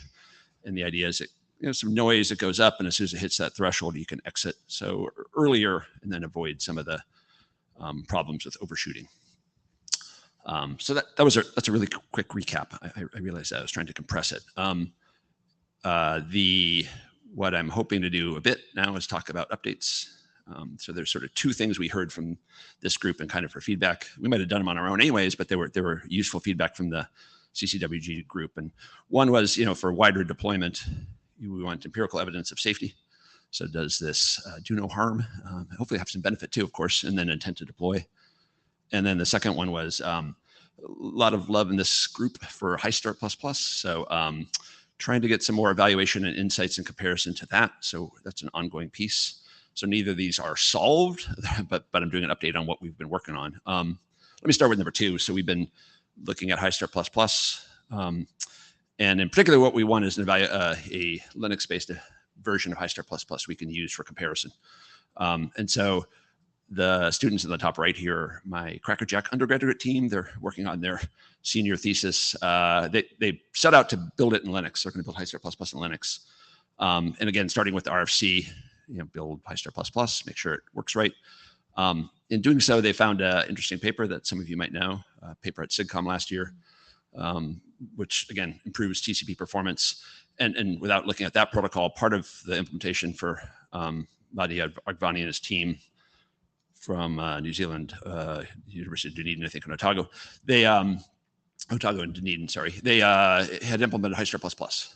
So there's a Git repo, and they found that. So my team has switched, and what they're looking at is, well, did they build it right? So partly what we're doing is taking from the RFC and that code repo, so it's plus built, and sort of the top-down view is they've kind of mapped the RFC to the GitHub repo code, which is an interesting exercise. RFC has algorithms, they built it in a flowchart, and they've identified in the RFC where in the code they've implemented those features. They also did a bottom-up approach where they took a look at the repo and traced the code and tried to map the code stream up to the RFC. More complicated flow chart here. You can see where the traditional code is, and the blue is where the high start plus is, and they have decisions on where it enters the CSS, the conservative slow start versus exiting slow start. And again, they're almost done with this phase. Partly I'm reporting this because I'd be interested in how others have done this kind of work. What we're doing next is we're taking the implementation that's in place. And I mentioned this last time I talked. We have this framework code where you take kernel code, You can pull it out of the kernel and run the actual kernel code in user space, and then feed an emulated trace. Works well for slow start types of things here. So we can run it in user space where we can feed it a trace and look at exactly how it's working. So we can feed it a manual trace that we build, that we know exactly what it should be doing, verify the code is doing what we expect. And again, for HiStart++, it goes to the CSS state at a slow start, then it goes to congestion avoidance. And sometimes it also goes back, right? So there's cases where it goes back, and we can, that and everything in between, we can test out. So that's our goal, where we can give it kind of known traces here. And then once we're done with that, we could use the framework, but more importantly, we'll probably do performance evaluation. So it's an update that's ongoing. That's a HiStart++ update, but we're going to use it to look at search. I'd be interested in anybody who has feedback on how to do this kind of thing from an RFC validation point of view, and this is what we've tackled so far. The second update I'll say a bit about is, again, trying to get this deployed. And so the whole idea is, which makes sense, you put something out in a production environment more than my sort of academic test bed, which really fun to run, but might have other implications out in the wild. So that's what we're working towards, and I'm happy to say we have an opportunity to work with a vendor that looks at streaming video. So you see, stream video as a client. Again, that's a sort of pull-based mechanism where you have a manifest and you grab content using TCP. And so the idea is, in many cases, that works fine, as we all know, for streaming video, where you're sending it across the link as based on the request. But again, if you're in some network where you exit too early, it'll take you longer to get that first chunk. The time to the first chunk is often what you want, especially for live video. So the video is some live sporting event, for example. So the idea is, if you exit too early, it's going to take a while. If you exit too late, you're going to get unnecessary loss. So putting search in place for this video streaming can help. In particular, the thought is those kind of edge cases where, either too early or too late is going to be a problem. And so search itself can help from the time to first byte. Sort of fully expecting, one, let's get it deployed so it does no harm, right? So safe to deploy. And the benefit should perhaps be, our expectation is sort of in the tail of the distribution, where in many cases, it doesn't really matter what you deploy, works fine. But the tail, where these like the two cases up there happen, you put something in place like search, it should help with that first byte. So that's the plan. How much time do I have, Reese? 2 minutes. So I'll do this really fast. One of the things is this video vendor uses FreeBSD, and we had made a version of search for FreeBSD, but we've tried to get it production ready, so we've been working on that. So I'm going to blaze through the next 3 slides, which is sort of performance of FreeBSD, because it's in progress anyways. Partly, as you might know, you have to tune FreeBSD from the defaults to get reasonable performance. They also use rack. So the rack stacks, FreeBSD has a pluggable congestion control stack. So getting our code working with the rack stack has different timing implementations, and still working on that. One of the key parameters here highlighted is this ABC variable, which is the appropriate byte counting. So upon ACK, you can expand your window enough. And the defaults in IRC seem to say 2, and that works poorly. So scale that up there gives you better performance. And some of you might know this already. We've been probably not reinventing the wheel, but learning it for ourselves, I would say. So anyways, tuning this, getting our testbed ready, deploying search. And this is just an example. The idea is if search, my PhD student was running this last night even, this is our testbed. The idea is if you ramp up, you can detect where the congestion point is in this contrived example with a large queue, but it sort of illustrates our FreeBSD testbed. Can detect detect the exit point that's there on the right. Actually knows the size of the C-win should be based on the theory we've worked out. You go back a couple RDTs, you take the delivered bytes, which you've been keeping, you can set the C-win there. Sort of the overshot here you can see, but you can recover the queue. You can drain the queue, kind of like BBR does, and get it back to a steady state. So still in progress, but that's mostly what I wanted to show, and just update you. We're happy to talk about that part of it for people who've done FreeBSD tuning and HiStart++. We're verifying our Linux implementation, as I mentioned. Going to look at broad-based performance stuff. And then this in parallel, we're doing those 2 things in parallel. It's not like it's serial, where we're also working on that evidence of safety with the video vendor. So how'd I do? Thank you, Mark. While Miria asks her question, we'll already put on our first question, which how many people have read a recent revision of this search draft? Yeah, hi. Thank you for doing the work on high start, implementing it and comparing it. It's nice to have data. But I would be, rather than, I'm not necessarily interested in the question which one it's better from a performance point of view, but I would really like to understand what's the difference. Because high start is based on delay and your algorithm is based on rates, and rates is just like bits over time, right? So it burns down to delay as well at the end. So I'm wondering, like, if there is actually algorithmically such a big difference, or if you just like put it a little bit in a different way, and they're actually very similar. That would be the question I would be interested in. Yeah, thank you. I think the short answer is yes, they're similar, but I understand your question. Kind of, you could tease out the key differences. I understand that. Exactly. Yeah. Like, how, if you start with high start, what do you need to change to get to your algorithm? Understanding like these little differences. What's actually the key here? That would be really good. Yeah. Thank you. Okay, we have 6 yeses on having read the draft, and now the chairs are curious how many people think CCWG should focus on this topic, which means work on slow start improvements.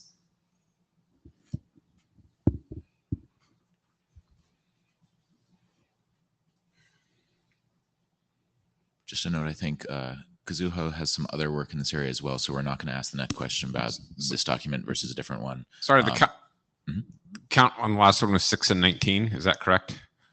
Scribe is not keeping up with you.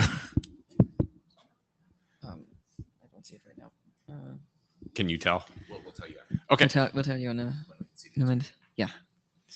Okay, so we're converging towards 27 yeses, no nos. So there seems to be quite a bit of interest in this topic. And 6 people had read a recent revision of the draft to a previous question, as Martin asked. Okay, wonderful. Thank you, Mark. More to come. I think we're done for now. Thank you, Mark. Thank you, and we do have one more presentation.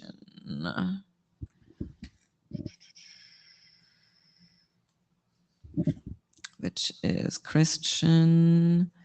You should have control of the slides now, and we have 7 minutes left. How do I control that slide again? Oh, okay. So thank you to the previous speaker for being very quick with the presentation and leaving me some time. I appreciate that.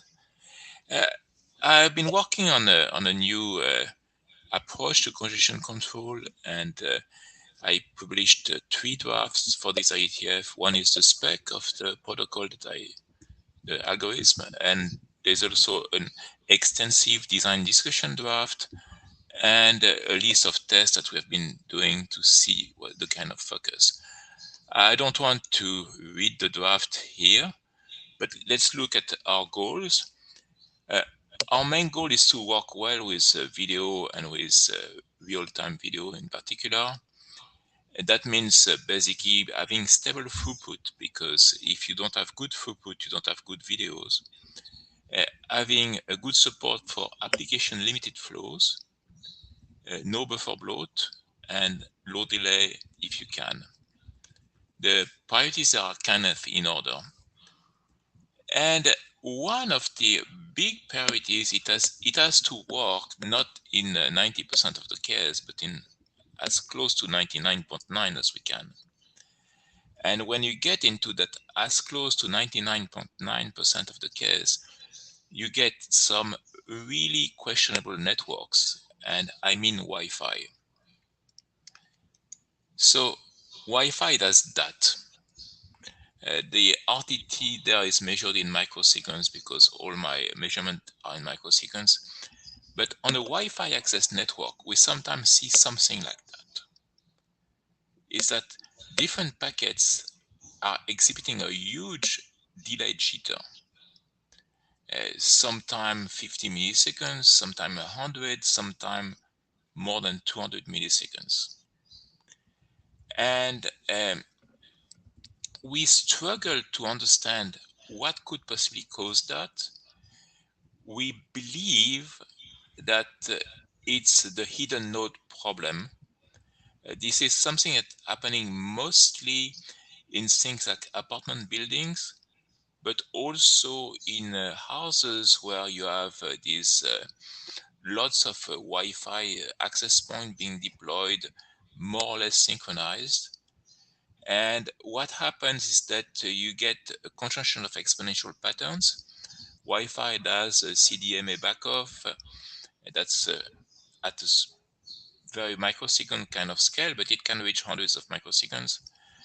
And frame retransmission does exponential backoff in Wi-Fi, and that can reach many milliseconds, like the 200s you see there.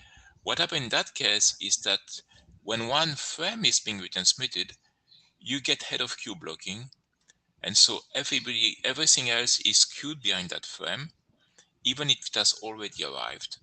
And then when that file finally is delivered, everything else is delivered at the same time. So we get this phenomenon in which we actually have a constant delay, a constant throughput, almost constant, but we have this huge variability in the RTT.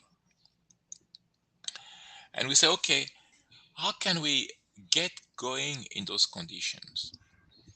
And the main requirement there is that basically you have to not stop. And now to not stop, you have to know that, hey, I might have these high delays, but I don't want to stop transmission. Even if I get this high delay signal, I want to keep going. And of course, I want to keep going without going buffer bloat. So what I will do is that I will have a nominal C-wind set at a product of the rate that I measure, which I can measure pretty well on these networks, and the max RTT. And the max RTT is the red line that I see on this graph here on the slide, which is basically the recent maximum slightly delaying slowly over time. It doesn't create buffer bloat if your measure rate is in fact not larger than the actual rate of the network. And we could have a long discussions on how to measure that. That's something that for me is kind of still a bit of a work in progress. But it does work in practice, does work well. You have to be cautious. It does work well if you slow down a bit the transmission. So basically, we rely on rate control, then pacing based on the measured rate. And in theory, if you do that, you will never send faster than what the link can do. You'll get buffering because you have to, because of this retransmission effect at the link level, but you will get stable delays. And we more or less see that in practice. And we could, as I say, if I had more time, discuss that way more. But that's the idea. Use measure the max RTT over time, measure the available throughput, and run based on that. We had, if you read the proposal, there was a design idea that you want to do that. We do probing bandwidth a bit like BBR does, but at interval of several RTTs. One thing we do is because we don't want to have excess bandwidth during the probe time, is that we start probing very cautiously. We just increase the bandwidth by a few percent, say, hey, can I do that? And if I cannot, we back off quickly. But if we can, we notice that, hey, the bandwidth has increased, and then we can increase it faster. We also introduced the idea of a sensitivity curve so that flows that have a lot of bandwidth will back off faster than flows that have little bandwidth. And that drives to our fair sharing. And I am over time already, so I'm sorry.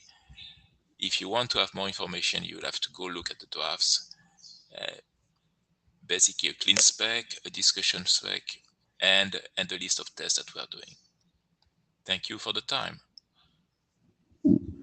Thank you for bringing your proposal, Christian. And let's continue the discussion on the list as well as in future sessions. Yeah. Wonderful. We're right on time.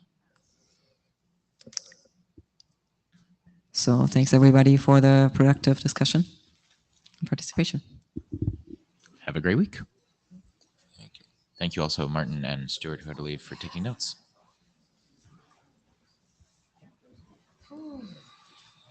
present some stuff. Oh, it's time to go present some stuff.